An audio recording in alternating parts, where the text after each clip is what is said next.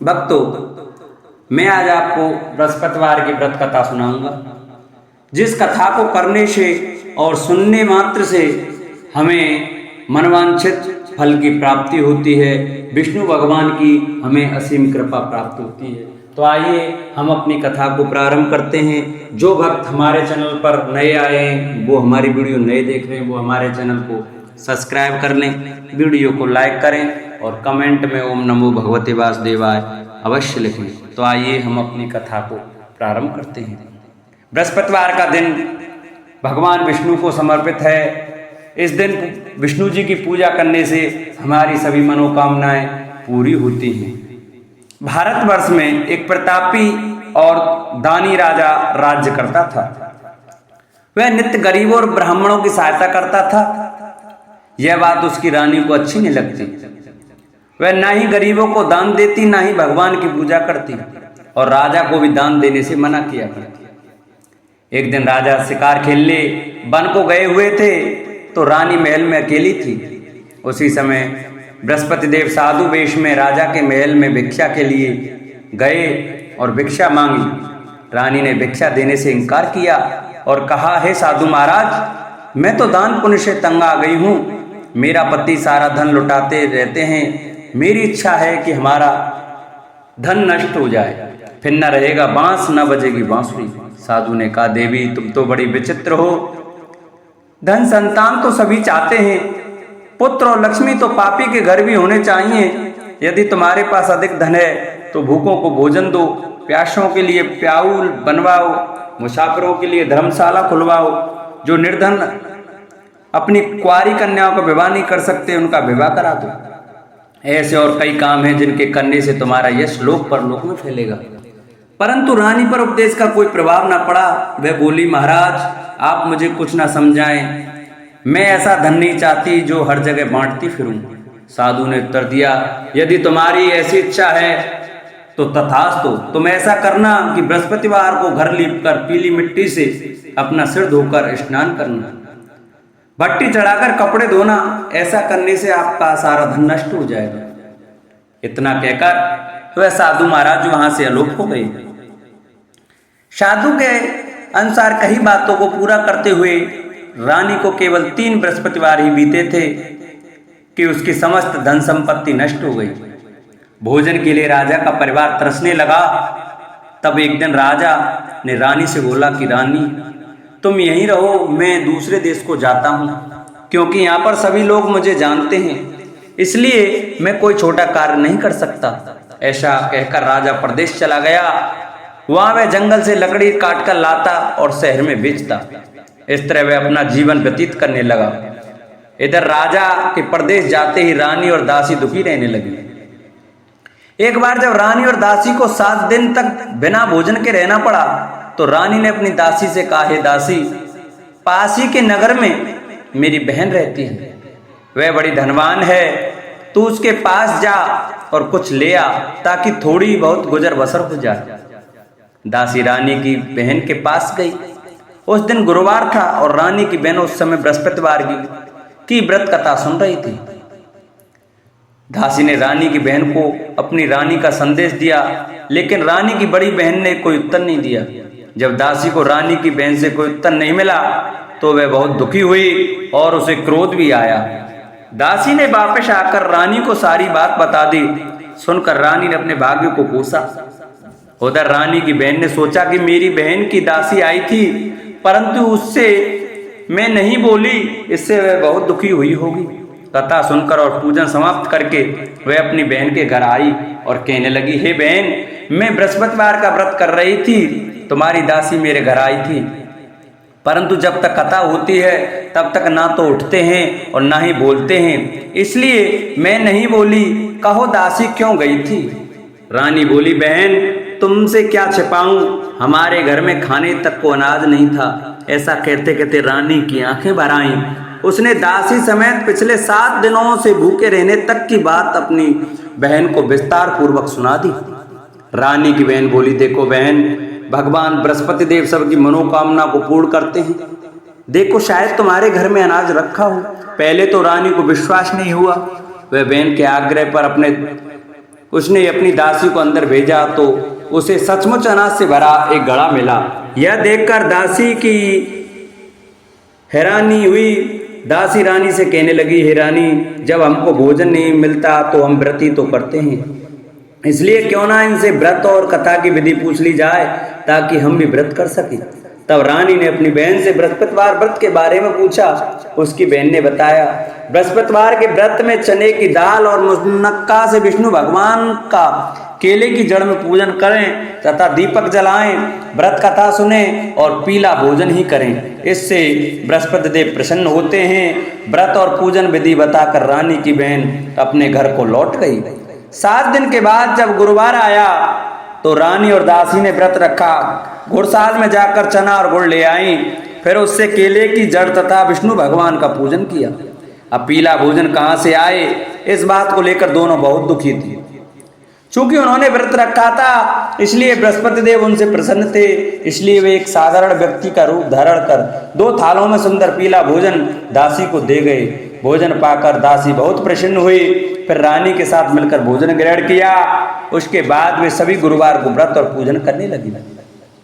बृहस्पति भगवान की कृपा से उनके पास फिर से धन संपत्ति आ गई, परंतु रानी फिर से पहले की तरह आलस्य करने लगी। तब दासी बोली, देखो रानी, तुम पहले इस प्रकार आलस्य करती थी, तुम्हें धन रखने में कष्ट होता था, इस प्रकार सभी धन नष्ट हो गया, और जब भगवान बृहस्पति की कृपा से धन मिला है तो तुम्हें फिर से आलस्य होता है। रानी को समझाते हुए दासी कहती है कि बड़ी मुसीबतों के बाद हमने यह धन पाया है, इसलिए हमें दान पुण्य करना चाहिए, भूखे मनुष्यों को भोजन कराना चाहिए और धन को शुभ कार्यों में खर्च करना चाहिए, जिससे तुम्हारे कुल का यश बढ़ेगा, स्वर्ग की प्राप्ति होगी और पितृ प्रसन्न होंगे। दासी की बात मानकर रानी अपना धन शुभ कार्यों में खर्च करने लगी, जिससे पूरे नगर में उसका यश फैलने लगा। बृहस्पतिवार व्रत कथा के बाद श्रद्धा के साथ आरती की जानी चाहिए, इसके बाद प्रसाद बांटकर उसे ग्रहण करना चाहिए। एक दिन राजा दुखी होकर जंगल में एक पेड़ के नीचे आसन जमा कर बैठ गया। वह अपनी दशा को याद करके व्याकुल होने लगा। बृहस्पतिवार का दिन था। एकाएक उसने देखा कि निर्जन वन में एक साधु प्रकट हुए। वह साधु वेश में स्वयं बृहस्पति देवता थे। लकड़हारे के सामने आकर बोले, हे लकड़हारे, इस सुनसान जंगल में तू चिंता मग्न क्यों बैठा है? लकड़हारे ने दोनों हाथ जोड़कर प्रणाम किया और उत्तर दिया, महात्मा जी, आप सब कुछ जानते हैं, मैं क्या कहूँ? यह कहकर रोने लगा और साधु को अपनी आत्मकथा सुनाई। महात्मा जी ने कहा, तुम्हारी स्त्री ने बृहस्पति के दिन बृहस्पति भगवान का निरादर किया है, जिसके कारण रुष्ट होकर उन्होंने तुम्हारी यह दशा कर दी। अब तुम चिंता को दूर करके मेरे कहने पर चलो तो तुम्हारे सब कष्ट दूर हो जाएंगे और भगवान पहले से भी अधिक संपत्ति देंगे। तुम बृहस्पति के दिन कथा किया करो, 2 पैसे के चने मुनक्का लाकर उसका प्रसाद बनाओ और शुद्ध जल से लोटे में शक्कर मिलाकर अमृत तैयार करो। कथा के पश्चात अपने सारे परिवार और सुनने वाले प्रेमियों में अमृत व प्रसाद बांटकर आप भी ग्रहण करो। ऐसा करने से भगवान तुम्हारी सब मनोकामनाएं पूरी करेंगे। साधु के ऐसे वचन सुनकर लकड़हारा बोला, हे प्रभु, मुझे लकड़ी बेचकर इतना पैसा नहीं मिलता जिससे भोजन के उपरांत कुछ बचा सकूं। मैंने रात्रि में अपनी स्त्री को व्याकुल देखा है, मेरे पास कुछ भी नहीं है जिससे मैं उसकी खबर मंगा सकूं। साधु ने कहा, हे लकड़हारे, तुम किसी बात की चिंता मत करो। बृहस्पति के दिन तुम रोजाना की तरह लकड़ियां लेकर शहर को जाओ, तुम्हारा रोज से दुगना धन प्राप्त होगा, जिससे तुम भली भांति भोजन कर लोगे तथा बृहस्पति देव की पूजा का सामान भी आ जाएगा। इतना कहकर साधु अंतर्ध्यान हो गए। धीरे धीरे समय व्यतीत होने पर फिर वही बृहस्पतिवार का दिन आया। लकड़हारा जंगल से लकड़ी काटकर किसी शहर में बेचने गया। उसे उस दिन और दिन से अधिक पैसा मिला। राजा ने चना गुड़ आदि लाकर गुरुवार का व्रत किया। उस दिन से उसके सभी कलेश दूर हुए, परंतु जब दोबारा गुरुवार का दिन आया तो बृहस्पतिवार का व्रत करना भूल गया। इस कारण बृहस्पति भगवान नाराज हो गए। उस दिन उस नगर के राजा ने विशाल यज्ञ का आयोजन किया था तथा शहर में यह घोषणा करा दी कि कोई भी मनुष्य अपने घर में भोजन न बनावे, न आग जलावे, समस्त जनता मेरे यहाँ भोजन करने आवे। इस आज्ञा को जो न मानेगा उसे फांसी की सजा दी जाएगी। इसी तरह की घोषणा संपूर्ण नगर में करवा दी गई। राजा की आज्ञा अनुसार शहर के सभी लोग भोजन करने आए, लेकिन लकड़हारा कुछ देर से पहुंचा, इसलिए राजा उसको अपने साथ घर ले गए। और ले जाकर भोजन करा ही रहे थे तो रानी की दृष्टि उस खूंटी पर पड़ी जिस पर उसका हार लटका हुआ था। वह वहां पर दिखाई नहीं दिया। रानी ने निश्चय किया कि मेरा हार इस मनुष्य ने चुरा लिया है। उसी समय सिपाहियों को बुलाकर उसको कारागार में डलवा दिया। जब लकड़हारा कारागार में पड़ गया और बहुत दुखी होकर विचार करने लगा कि न जाने कौन से पूर्व जन्म के कर्म से मुझे यह दुख प्राप्त हुआ है, और उसी साधु को याद करने लगा जो कि जंगल में मिला था।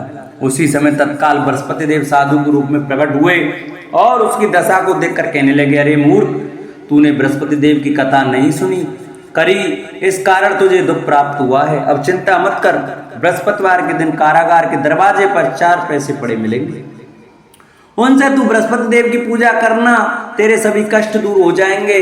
बृहस्पति के दिन उसे 4 पैसे मिले। लकड़हारे ने कहा, कहीं उसी रात्रि को बृहस्पति देव ने उस नगर के राजा को स्वप्न में कहा, हे राजा, तुमने जिस आदमी को कारागार में बंद कर दिया है वह निर्दोष है, वह राजा है, उसे छोड़ देना।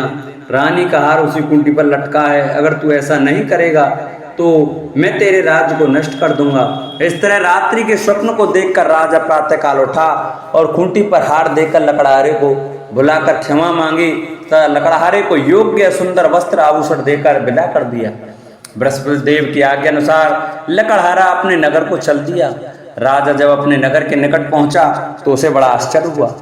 नगर में पहले से अधिक बाग, तालाब, कुएं तथा धर्मशाला, मंदिर आदि बन गए।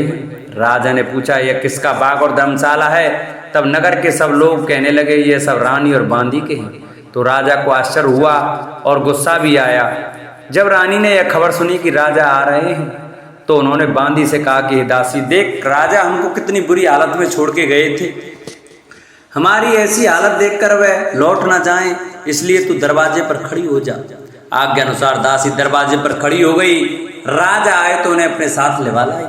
तब राजा ने क्रोध करके अपनी रानी से पूछा कि यह धन तुमने कैसे प्राप्त किया? तब उन्होंने कहा, हमें यह सब धन बृहस्पति देव के इस व्रत के प्रभाव से प्राप्त हुआ है। राजा ने निश्चय किया कि 7 रोज बाद तो सभी बृहस्पति देव का पूजन करते हैं, परंतु मैं प्रतिदिन दिन में 3 बार कहानी तथा रोज व्रत किया करूंगा। अब हर समय राजा के दुपट्टे में चने की दाल बंधी रहती तथा दिन में 3 बार कहानी कहता। एक रोज राजा ने विचार किया कि चलो अपनी बहन के यहाँ हुआ मैं। इस तरह निश्चय कर राजा घोड़े पर सवार हो अपनी बहन के यहाँ चलने लगा। मार्ग में उसने देखा कि कुछ आदमी एक मुर्दे को लिए जा रहे हैं। उन्हें रोककर राजा ने कहा, अरे भाइयों, मेरी बृहस्पति देव की कथा सुन लो। वे बोले, लो, हमारा तो आदमी मर गया है, इसको अपनी कथा की पड़ी है। परंतु कुछ आदमी बोले, अच्छा कहो, हम तुम्हारी कथा भी सुनेंगे। राजा ने दाल निकाली और जब कथा आदि हुई कि मुर्दा हिलने लग गया, और जब कथा समाप्त हो गई तो राम राम कह के मनुष्य उठकर खड़ा हो गया। आगे मार्ग में उसे एक किसान खेत में हल चलाता मिला। राजा ने उसे देख और उससे बोला, अरे भैया, तुम मेरी बृहस्पतिवार की कथा सुन लो। किसान बोला, जब तक मैं तेरी कथा सुनूंगा तब तक 4 हरैया जोत लूंगा, जा अपनी कथा किसी और को सुनाना। इस तरह राजा आगे चलने लगा। राजा के हटते ही बैल पछाड़ खाकर गिर गए तथा किसान के पेट में बड़ी जोर का दर्द होने लगा। उस समय उसकी माँ रोटी लेकर आई। उसने जब यह देखा तो अपने पुत्र से सब हाल पूछा और बेटे ने सभी हाल कह दिया। तो बुढ़िया दौड़ी दौड़ी उस घुड़सवार के पास गई और उससे बोली कि मैं तेरी कथा सुनूंगी, तू अपनी कथा मेरे खेत पर चलकर ही कहना। राजा ने बुढ़िया के खेत पर जाकर कथा कही, जिसके सुनते ही वे बैल उठ खड़े हुए तथा किसान के पेट का दर्द भी बंद हो गया। राजा अपनी बहन के घर पहुंचा। बहन ने भाई की खूब मेहमानी की। दूसरे रोज प्रातःकाल राजा जागा तो वह देखने लगा कि सब लोग भोजन कर रहे हैं। राजा ने अपनी बहन से कहा, ऐसा कोई मनुष्य है जिसने भोजन नहीं किया हो, मेरी बृहस्पतिवार की कथा सुन ले। बहन बोली, हे भैया, यह देश ऐसा ही है कि पहले यहाँ लोग भोजन करते हैं, बाद में अन्य काम करते हैं। अगर कोई पड़ोस में हो तो देखाऊं। वह ऐसा कहकर देखने चली गई, परंतु उसे कोई व्यक्ति नहीं मिला जिसने भोजन ना किया हो। अतः वह एक कुम्हार के घर गई जिसका लड़का बीमार था। उसे मालूम हुआ कि उसके यहाँ 3 रोज से किसी ने भोजन नहीं किया है। रानी ने अपने भाई की कथा सुनने के लिए कुम्हार से कहा। वह तैयार हो गया। राजा ने जाकर बृहस्पतिवार की कथा कही, जिसको सुनकर उसका लड़का ठीक हो गया। अब तो राजा की प्रशंसा होने लगी। एक रोज राजा ने अपनी बहन से कहा कि हे बहन, हम अपने घर को जाएंगे, तुम भी तैयार हो जाओ। राजा की बहन ने अपनी सास से कहा। सास ने कहा, हाँ चली जा, परंतु अपने लड़के को मत ले जाना, क्योंकि तेरे भाई के कोई औलाद नहीं है। बहन ने अपने भैया से कहा, हे भैया, मैं तो चलूंगी पर कोई बालक नहीं जाएगा। राजा बोला, जब कोई बालक नहीं चलेगा तब तुम भी क्या करोगी। बड़े दुखी मन से राजा अपने नगर को लौट आया। राजा ने अपनी रानी से कहा, वह निर्वंशी है, हमारा मुख देखने का धर्म नहीं है और कुछ भोजन आदि नहीं किया। रानी बोली, हे प्रभु, बृहस्पति देव ने हमें सब कुछ दिया है, वह हमें औलाद अवश्य देंगे। उसी रात को बृहस्पति देव ने राजा से स्वप्न में कहा, हे राजा, उठ, सभी सोच त्याग दे, तेरी रानी गर्भ से है। राजा की यह बात सुनकर बड़ी खुशी हुई। 9वें महीने में उसके गर्भ से एक सुंदर पुत्र पैदा हुआ। तब राजा बोला, हे रानी, स्त्री बिना भोजन के रह सकती है पर बिना कहे नहीं रह सकती। जब मेरी बहन आवे तुम उनसे कुछ कहना मत। रानी ने सुनकर हाँ कर दिया। जब राजा की बहन ने यह शुभ समाचार सुना तो वह बहुत खुश हुई तथा बधाई लेकर अपने भाई के यहाँ आई। तभी रानी ने कहा, घोड़ा चढ़कर तो नहीं आई, गधा चढ़ी आई। राजा की बहन बोली, भाभी, मैं इस प्रकार न कहती तो तुम्हें औलाद कैसे मिलती। बृहस्पति देव ऐसे ही हैं, जैसी जिनकी मन में कामना है सभी को पूर्ण करते हैं। जो सद्भावना पूर्वक बृहस्पतिवार का व्रत करते हैं एवं कथा पढ़ता अथवा सुनता है, दूसरों को सुनाता है, बृहस्पति भगवान उनकी सभी मनोकामना पूरी करते हैं। भगवान बृहस्पति सदैव रक्षा करते हैं। संसार में जो मनुष्य सद्भावना से भगवान जी का पूजन व्रत सच्चे हृदय से करते हैं तो उनकी सभी मनोकामना पूर्ण करते हैं। जैसी सच्ची भावना से रानी और राजा ने उनकी कथा का गुणगान किया तो उनकी सभी इच्छाएं बृहस्पति देव जी ने पूरी की थीं। इसलिए पूर्ण कथा सुनने के बाद प्रसाद लेकर जाना चाहिए। हृदय से उसका मनन करते हुए जयकारा बोलना चाहिए। बोलो बृहस्पति देव भगवान की जय। प्राचीन काल में एक ब्राह्मण रहता था। वह बहुत निर्धन था, उसके कोई संतान न थी। उसकी स्त्री बहुत मलिनता के साथ रहती थी। वह स्नान न करती, किसी देवता का पूजन न करती। इससे ब्राह्मण देवता बड़े दुखी थे। बेचारे बहुत कुछ कहते थे किंतु उसका कुछ परिणाम न निकला। भगवान की कृपा से ब्राह्मण की स्त्री के कन्या रूपी रत्न पैदा हुआ। कन्या बड़ी होने पर प्रातः स्नान करके विष्णु भगवान का जाप व बृहस्पतिवार का व्रत करने लगी। अपने पूजन पाठ को समाप्त करके विद्यालय जाती तो अपनी मुट्ठी में जौ भर के ले जाती और पाठशाला के मार्ग में डालती जाती। तब ये जौ स्वर्ण के हो जाते। लौटते समय उनको बीन कर घर ले आती। एक दिन वह बालिका सूप से सोने के जौ को फटक कर साफ कर रही थी कि उसके पिता ने देख लिया और कहा, हे बेटी, सोने के जौ के लिए सोने का सूप होना चाहिए। दूसरे दिन बृहस्पतिवार था। इस कन्या ने व्रत रखा और बृहस्पति देव से प्रार्थना करके कहा, मैंने आपकी पूजा सच्चे मन से की हो तो मेरे लिए सोने का सूप दे दो। बृहस्पति देव ने उसकी प्रार्थना स्वीकार कर ली।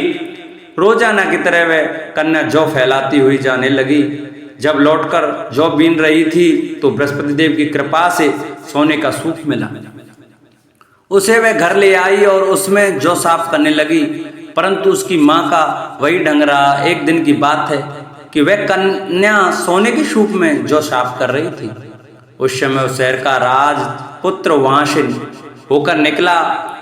इस कन्या के रूप और कार्य को देखकर मोहित हो गया तथा अपने घर आकर भोजन तथा जल त्याग कर उदास होकर लेट गया। राजा को इस बात का पता लगा तो अपने प्रधानमंत्री के साथ उसके पास गए और बोले, हे बेटा, तुम्हें किस बात का कष्ट है? किसी ने अपमान किया है अथवा और कारण हो सो कहो, मैं वही कार्य करूंगा जिससे तुम्हें प्रसन्नता हो। अपने पिता की राजकुमार ने बातें सुनी तो वह बोला, मुझे आपकी कृपा से किसी बात का दुख नहीं है। किसी ने मेरा अपमान नहीं किया है, परंतु मैं उस लड़की से विवाह करना चाहता हूं जो सोने के सूप में जौ साफ कर रही थी। यह सुनकर राजा आश्चर्य में पड़ गया और बोला, हे बेटा, इस तरह की कन्या का पता तुम ही लगाओ, मैं उसके साथ तेरा विवाह अवश्य ही करा दूंगा। राजकुमार ने उस लड़की के घर का पता बताया।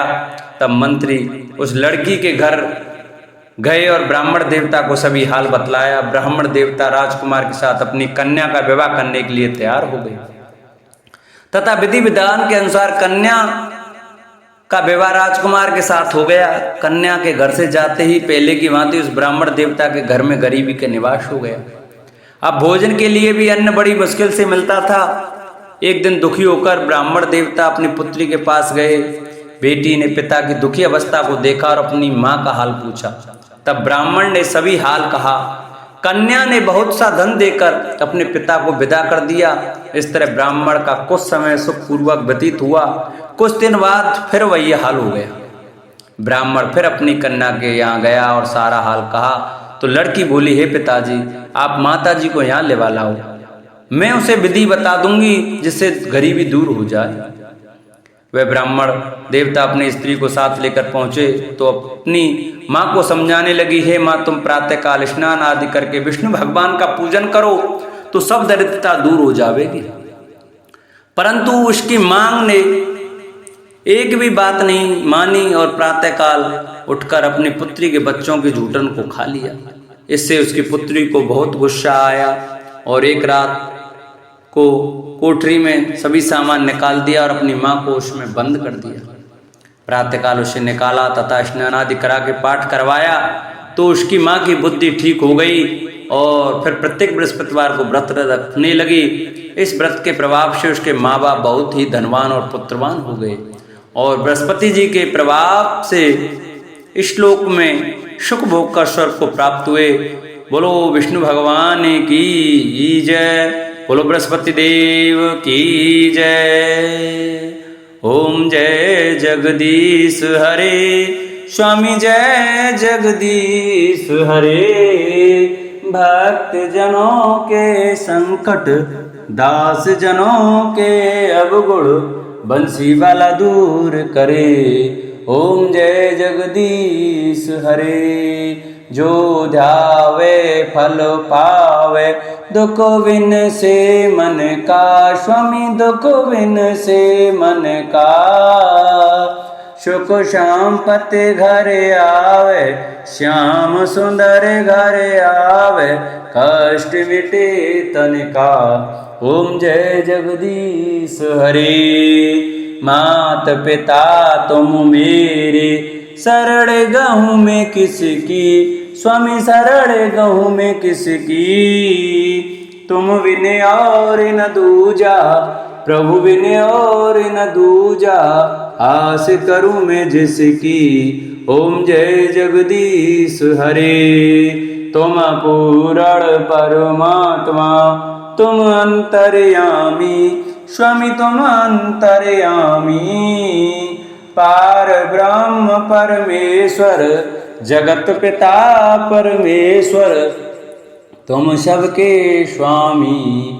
ओम जय जगदीश हरे। तुम करुणा के सागर, तुम पालन करता, स्वामी तुम रक्षा करता।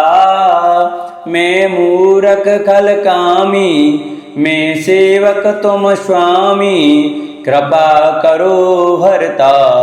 ओम जय जगदीश हरे। तुम हो एक अगोचर, सबके प्राणपति, स्वामी सबके प्राणपति।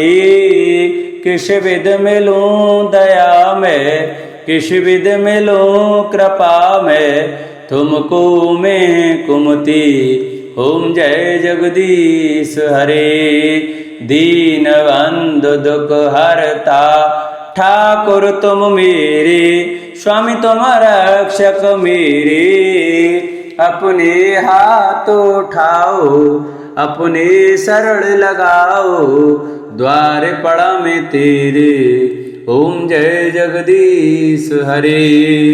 विषय विकार मिटाओ, पाप हरो देवा, स्वामी कष्ट हरो देवा। श्रद्धा भक्ति बढ़ाओ, श्रद्धा प्रेम बढ़ाओ, संतन की सेवा। ओम जय जगदीश हरे। तन मन धन सब कुछ है तेरा, स्वामी सब कुछ है तेरा, तेरा तुझको अर्पण, तेरा तुझको अर्पण क्या लागे मेरा। ओम जय जगदीश हरे, पार ब्रह्म जी की आरती जो कोई नर गावे, स्वामी प्रेम सहित गावे। कहत शिवानंद स्वामी भजत हरि हर स्वामी, मनवांचित फल पावे। ओम जय जगदीश हरे, ओम जय जगदीश हरे, स्वामी जय दीननाथ हरे, स्वामी जय भोलेनाथ हरे, स्वामी जय सीताराम हरे, स्वामी जय राधे श्याम हरे। भक्त जनों के संकट, दास जनों के अवगुण, बंसी वाला दूर करे। ओम जय जगदीश हरे। बोलो विष्णु भगवान की जय, बोलो बृहस्पति देव भगवान की जय। जिन भक्तों को हमारी कथा अच्छी लगी हो वो हमारी कथा को ज़्यादा से ज़्यादा शेयर करें, जिससे और भी भक्त हमारी कथा का श्रवण कर सकें। हमारे चैनल को सब्सक्राइब करें, वीडियो को लाइक करें और कमेंट में ओम नमो भगवते वासुदेवाय, ओम बृहस्पतिदाय नमः लिखना न भूलें। बोलो बृहस्पति भगवान की जय।